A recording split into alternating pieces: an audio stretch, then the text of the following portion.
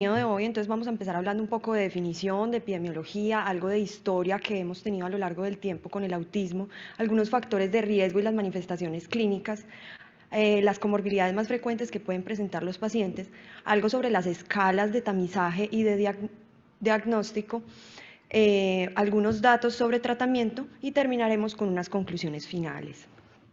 Para empezar, entonces, es importante tener en cuenta la definición y es importante mencionar que es un trastorno del neurodesarrollo altamente heterogéneo, no solo en su etiología, sino también en su presentación clínica. Los pacientes pueden tener alteración en las habilidades sociales y de comunicación, pueden presentar comportamientos repetitivos y o que pueden o no ser restrictivos, y estas manifestaciones van a iniciar en la infancia y van a durar toda la vida. Es una condición, un trastorno que no tiene cura hasta el momento. Vemos en la parte de los datos epidemiológicos que hemos tenido un aumento de la prevalencia a nivel mundial. Aquí les muestro unos datos del 2012, donde tenemos un caso por cada 160 niños a nivel mundial. En España tenemos un caso por cada 68 niños. En Estados Unidos, datos del CDC del 2016, tenemos un caso por cada 54 niños y definitivamente, como ya les mencioné, hay un aumento de la prevalencia en pacientes con enfermedad mental incluso versus la población general hasta un 10%. Con respecto a la relación de sexo, hombre a mujer, tenemos que es hasta 2 a 1 más frecuente en hombres e incluso alguna literatura reporta que puede ser hasta 5 a 1. Se ha reportado un subdiagnóstico en mujeres y se cree que esto puede estar relacionado a que las niñas suelen tener comportamientos menos externalizantes y también la parte de los factores socioculturales. Esto hace también que sean, digámoslo así, un poco más funcionales, entonces les apliquemos menos las escalas de tamizaje y captemos menos a las niñas. Entonces es algo bastante importante para tener en cuenta. Con respecto a Colombia, la epidemiología, entonces les puedo contar que contamos con la Liga Colombiana de Autismo. Esta liga lo que trata es de enfrentar esas barreras de acceso y actitudinales y generar y dar a entender y que la gente tenga en cuenta la importancia de las políticas públicas para poderle garantizar a estos pacientes los derechos fundamentales. Con respecto a los datos, entonces tenemos este estudio del 2012 en Bogotá, donde ellos reportan una edad promedio del inicio de alteraciones del neurodesarrollo a los 21 meses y un diagnóstico aproximado a los 45 meses. Aquí les traigo otro estudio publicado en el 2021, es realizado en Barranquilla, donde ellos reportan una relación hombre a mujer de 6.4 a 1. El principal motivo de consulta era el retraso en el desarrollo del lenguaje, con una edad promedio del inicio de estas alteraciones a los 22 meses y una edad promedio al diagnóstico de 43.2 meses. Podemos ver entonces cómo estos estudios tienen, sí, casi 10 años de publicación y los datos siguen siendo bastante parecidos. Ahora entonces, para hablar un poquito de la historia, tenemos aquí en la fotico, es el doctor Leo Kanner. Él publicó este artículo en 1943, donde él describía 10 niños con autismo. Todo empezó porque el papá de un niño, pues como el más famoso, digámoslo, el niño Donald, el papá reportaba que este niño tenía como unos comportamientos muy repetitivos, le gustaba como mucho los giros, entonces él giraba su cabeza, giraba los juguetes y siempre le molestaba como el cambio. Entonces él describió otros 10 niños que le llamaba la atención, que parecían ser niños felices al estar solos, que les molestaba cuando les cambiaban la rutina, se enojaban, que tenían una memoria muy buena y que su expresión o su lenguaje era como más avanzado para la edad que tenían, usaban un vocabulario, sí, más avanzado. Podían tener también hipersensibilidad a estímulos, no solo auditivos, sino también visuales y también en la parte de la alimentación. Y podían presentar también mutismo o un lenguaje sin intención o ecolalia. Más adelante, entonces, tenemos al doctor Hans Asperger. Él también publicó en el... No me están pasando las... perdón. También publicó en 1943 este otro estudio donde él trataba como de definir como tal y publicó la definición de la psicopatología autista. Él describió a 4 niños que tenían un patrón de comportamiento que tenía como estas características, un trastorno en la interacción social, pero no en el lenguaje, una mirada característica que era como al vacío, Y también los describía como si fueran pequeños profesores, porque cuando ellos hablaban de algún tema que fuera de su interés, pues eran bastante fluidos y lo que mencionábamos también previamente, usando un lenguaje un poco más avanzado para su edad y lo podían hacer pues como con gran detalle. Seguimos entonces con un poquito de historia. A partir de 1980 tenemos el DSM-3, donde clasifican el autismo como un trastorno mental. A partir de 1994 con el DSM-4, perdón, incluyen al síndrome de Asperger. En 1998 tenemos todo el escándalo de Andrew Jeremy Wakefield. Él era un médico quien escribió un artículo en Lancet. El artículo, pues creo que todos hemos hablado, pues hemos escuchado hablar de este artículo. Él reportaba una asociación en 9 niños de autismo con la aplicación de la vacuna triple viral. Esto pues sabemos el daño que le ha generado a la medicina, a la vacunación como tal. Esto ha hecho que también la población antivacunas pues crezca muchísimo. Posteriormente el artículo fue retirado de la revista en el 2010. Él se tuvo pues como que retractar de lo que dijo, se dieron cuenta que estas asociaciones pues eran falsas y no tenían realmente fundamento, y también pues le retiraron su título pues como médico. Ahora pues entonces en el 2013 estamos trabajando con el DSM-5, donde ya clasificamos al autismo como un espectro. Entonces la definición actual que tenemos es un continuo de alteraciones heterogéneas con variabilidad de afectación cognitiva y del lenguaje, y ya aquí está incluido el síndrome de Asperger. Para hablar un poquito de los factores de riesgo, realmente el factor de riesgo que quieran lo pueden buscar en cualquier base de datos y va a haber algún reporte o algún tipo de estudio con respecto a autismo. Entonces esto también es importante que sepamos que casi que se ha asociado con todo. Pero los que han tratado como de, o han tenido más evidencia y sí se ha mostrado a lo largo pues de los estudios que se mantiene como esos resultados, son la edad parental avanzada, las noxas prenatales y perinatales, el consumo de sustancias alucinógenas durante la gestación, el uso de técnicas de reproducción asistida, el uso de algunos medicamentos durante la gestación como los anticonvulsivantes, como mencionó la doctora en la charla previa, y un periodo intergenésico corto. Aquí entonces les voy a mostrar algunos de los estudios que sustentan pues estos hallazgos. Aquí, por ejemplo, hay una revisión sistemática publicada por Cochrane en el 2020, donde ellos incluyeron 87 estudios con más de 13 millones de niños, evaluando esa asociación entre la vacuna triple viral y los posibles efectos adversos, y ellos finalmente concluyen que no encuentran evidencia de un riesgo aumentado de presentar autismo en los niños que eran vacunados con la triple viral. Entonces esto es bastante importante. Con respecto a ser pretérmino, sexo masculino y ser pequeño para la edad gestacional, sí se ha asociado con una mayor prevalencia de trastornos del espectro. La presencia de trastorno depresivo o bipolar en la madre también se ha asociado con el trastorno del espectro en los hijos. La ganancia de peso y la diabetes gestacional durante pues, el embarazo también se han asociado con mayor presencia de trastornos del espectro autista. También tenemos una correlación positiva entre las técnicas de reproducción asistida y los trastornos del espectro. También en gestantes que consuman anticonvulsivantes como pueden ser el ácido valproico, la oxcarbazepina, la lamotrigina, pueden presentar mayor incidencia de trastornos del espectro, y la preeclampsia también ha sido otro de los factores que se han asociado. Con respecto a la parte genética, pues es un trastorno que tiene alta carga. Vemos que hay una heredabilidad que puede llegar a ser hasta el 90%, con mutaciones de novo hasta el 30%. Los principales genes relacionados con el autismo sindrómico son el FMR1, el síndrome del X frágil, el VE3A para el síndrome de Angelman, el TSC1 y 2 para la esclerosis tuberosa y el MECP2 para el síndrome de Rett. Ahora para pasar a hablar un poco de las manifestaciones clínicas, como pues ya también lo vimos en la charla anterior con la doctora Caroline, vemos que las van a tener alteraciones en múltiples contextos, pero en estos 3 subdominios. Entonces, alteraciones en la reciprocidad social, alteraciones en la comunicación no verbal, y desarrollo y mantenimiento de relaciones interpersonales va a ser algo que se va a dificultar para estos niños.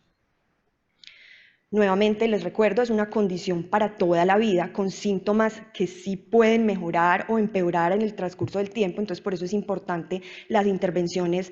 Puede que inicialmente no necesitemos todas, pero a medida que pasa el tiempo y va cambiando en el paciente, pues vamos a poder ir necesitando otras.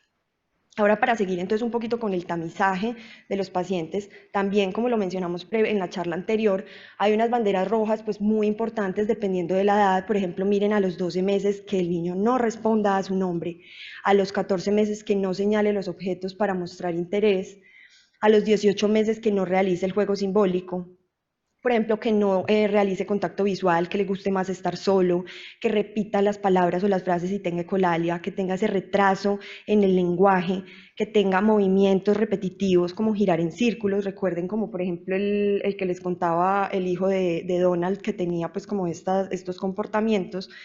Y también pueden tener reacciones inusuales por la parte de la hipersensibilidad a cómo huelen las cosas, cómo se sienten o cómo saben, que pues para el resto de personas no sería como tan frecuente tener pues, este tipo de sensibilidad. Aquí les traigo entonces la escala M-CHAT, es una escala que nos sirve como un tamizaje, se puede usar en menores de 3 años, se puede usar en la consulta, pues es rápida, las respuestas solamente son afirmativas o pues son negativas. Son 23 preguntas, las que ven en negrillas se consideran como los ítems críticos, como por ejemplo, muestra el niño interés por otros niños, alguna vez utiliza su dedo índice para señalar, alguna vez le trae objetos para mostrárselos, le hace alguna mueca, le imita los gestos faciales, responde a su nombre cuando es llamado. Si usted señala un juguete al otro lado de la habitación, su hijo lo mira. Y aquí podemos ver que si tenemos mayor o igual a 3 ítems totales, el paciente va a ser considerado en riesgo, pero con 2 o más ítems de los críticos, el paciente va a ser considerado en riesgo y son pacientes que requieren mayor evaluación para realmente saber si se trata de un autismo o no y poder intervenirlo de forma temprana. Otra pregunta aquí que llama la atención es la 20. ¿Alguna vez ha pensado que su hijo podría ser sordo? Porque son niños que uno los llama, que uno trata de interactuar con ellos y definitivamente no te van a poner atención. Entonces esto va a tener importancia cuando hablemos ahorita de las pruebas diagnósticas. Entonces ahora en las comorbilidades vemos que se dividen, pues van a tener mayor prevalencia según la edad. En los preescolares, por ejemplo, es más común que tengamos trastornos del sueño y de la alimentación, que presenten epilepsia o que tengan retraso del desarrollo del lenguaje. Ya a nivel de los escolares, ellos pueden tener trastorno por déficit de atención e hiperactividad, trastorno de ansiedad, trastorno obsesivo compulsivo, pueden tener trastornos inespecíficos de conducta con irritabilidad, que también vamos a ver entonces en el tratamiento cómo esto nos cambia, y hasta un 30% pueden tener discapacidad intelectual. La presencia de cualquiera de estas comorbilidades va a contribuir de forma directa y significativa al grado de severidad del autismo. Entonces esto también es importante tenerlo en cuenta y buscarlo cuando tengamos un paciente que le estemos sospechando o que ya lo tengamos pues como con autismo.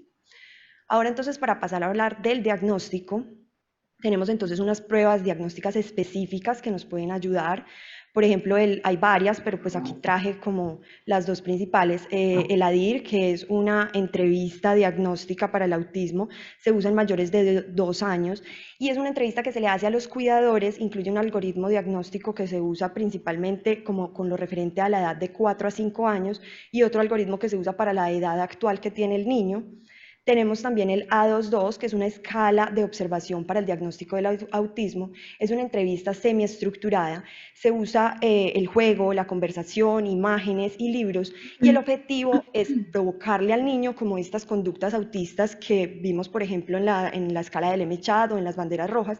Y esto nos va a generar un puntaje que va a clasificar a los casos, pues, o según cómo responda el niño pues, a cada actividad, en normal o que clasifique para trastorno del espectro autista. Tenemos también entonces los criterios del DSM-5, donde vemos que nos mencionan que deben haber deficiencias persistentes en la comunicación e interacción social, que los pacientes van a tener unos patrones restrictivos y repetitivos del comportamiento, ellos van a utilizar movimientos, objetos, como les decía, por ejemplo, que giren y acomoden pues como los juguetes de una misma forma y de una manera repetitiva, van a ser insistentes en la monotonía y van a tener una excesiva inflexibilidad, que si uno, por ejemplo, lo saca de ahí, ellos pueden enojarse, van a tener intereses muy restringidos y fijos, y pueden tener hiper o hiporreactividad a los estímulos, como ya les había mencionado previamente. Estos síntomas entonces han de estar presentes en las primeras fases del periodo del desarrollo. Los síntomas van a causarle a los pacientes un deterioro clínico significativo en lo social, laboral, pues ya cuando son más grandes, ya son adultos o en otras áreas importantes del funcionamiento. Y estas alteraciones no se explican mejor por la discapacidad intelectual o por el retraso global del desarrollo para poder entrar pues como en la parte del diagnóstico. Como les hablaba inicialmente, hay diferentes niveles de gravedad del autismo, entonces esto también es importante tenerlo en cuenta porque por eso hemos dicho que es un trastorno altamente heterogéneo. Aquí tenemos entonces los 3 grados, donde vemos que el grado 1 pues, es el más leve. Son pacientes que necesitan ayuda, pero realmente ellos pueden llegar a ser autónomos en la mayoría de las cosas, pero sí van a tener dificultades para iniciar esas interacciones sociales, un interés disminuido por interactuar con otras personas. En el grado 2 ya van a necesitar ayuda de una manera más notable y en el grado 3 definitivamente las deficiencias en la comunicación van a ser graves, van a tener una respuesta mínima a la apertura social hacia otras personas y en la parte de los comportamientos restringidos y repetitivos una extrema inflexibilidad con un comportamiento que interfiere notablemente en el funcionamiento del paciente y esto le va a generar una ansiedad intensa.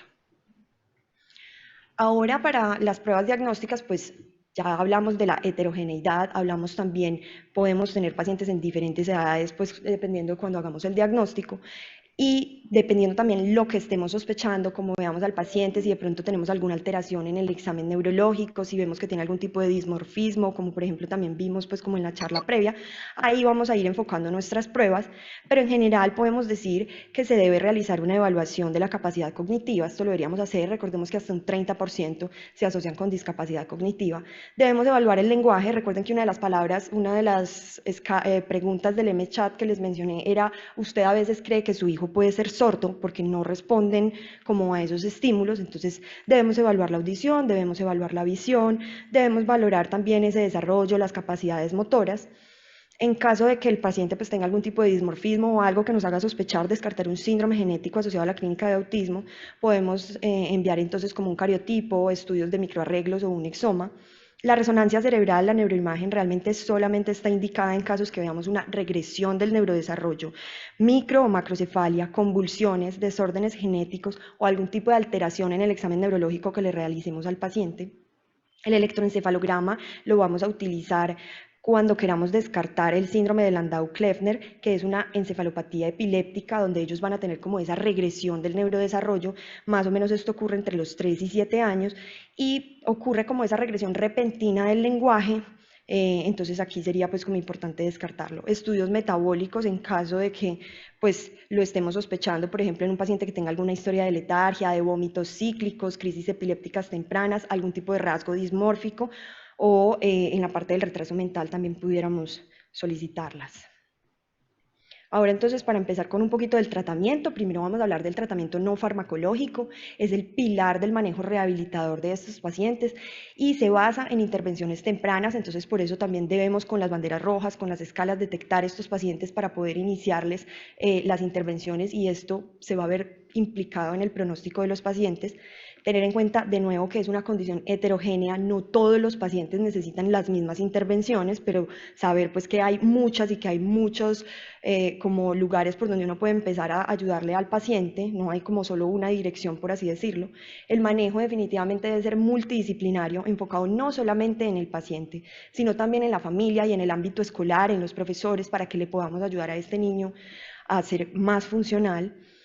El objetivo es mejorar esas habilidades sociales y las relaciones con pares. Tenemos entonces desde el ejercicio, la intervención AB, que se basa pues como en la metodología ABA. Esta es una intervención que es intensiva, entonces hablan que desde 20 a 40 horas a la semana y la idea es que sea pues como a largo plazo, hasta 4 años para pues estarle ayudando a los niños, la terapia del lenguaje y la terapia ocupacional, dispositivos aumentativos de comunicación en niños que sean no verbales para que tengan algún tipo de manera de comunicarse. Aquí pueden ver, por ejemplo, es como esta tabla, trae foticos pequeñas como con los niños y con acciones, entonces ellos así pueden ir juntando las oraciones como para lo que quieren decir, sobre qué acción quieren realizar y así poderse comunicar. Miren todos los tipos de intervenciones que tenemos, entonces es importante tener en cuenta todos los ámbitos en los que podemos ayudar a los pacientes. Hay muchísimos, así como en factores de riesgo que les comenté que hay muchos artículos, también hay muchísima evidencia y casi que todo se ha tratado de estudiar de tipo de intervenciones con el autismo, desde dietas, desde unos lentes especiales para la hipersensibilidad que tienen. Es importante tener en cuenta que esto o no tiene evidencia y no se recomienda, o la evidencia realmente es muy débil, entonces no debemos como tratar de ilusionar de pronto tal vez a unos padres de que hay algún tipo de solución o de cura, cuando pues realmente la evidencia es muy débil. Aquí les voy a mencionar que evidencia débil, aunque recomendado, sería, por ejemplo, estos sistemas alternativos o aumentativos de comunicación como el tablero que les mostré previamente, o también el sistema Teach, que es también como otro sistema pues, para comunicación de los pacientes. En el tratamiento farmacológico, entonces es importante, pues si va a estar indicado dependiendo de esas comorbilidades que tenga el paciente. Por ejemplo, miren el aripiprazol o la risperidona en pacientes que tengan comportamientos restringidos o repetitivos y que tengan también irritabilidad y agitación. La fluoxetina si se asocia más con síntomas depresivos o ansiosos o síntomas de trastorno obsesivo compulsivo. Ya dependiendo también si tienen problemas del sueño, pues podemos ayudarnos de la melatonina. Si tienen problemas con hiperactividad o trastorno de déficit de atención hiperactividad, aquí estarían los medicamentos. Tenemos una charla más adelante donde nos van a ampliar un poco esta información. Y entonces, finalmente, para concluir, hay que tener en cuenta que el trastorno del espectro autista es un trastorno heterogéneo, principalmente con alteraciones a nivel de las habilidades sociales y de comunicación. Requiere una alta sospecha con el fin de aplicar las escalas de tamizaje y poder remitir para un manejo especializado y temprano. El pilar del manejo son las estrategias, el tratamiento conductual y las terapias no farmacológicas.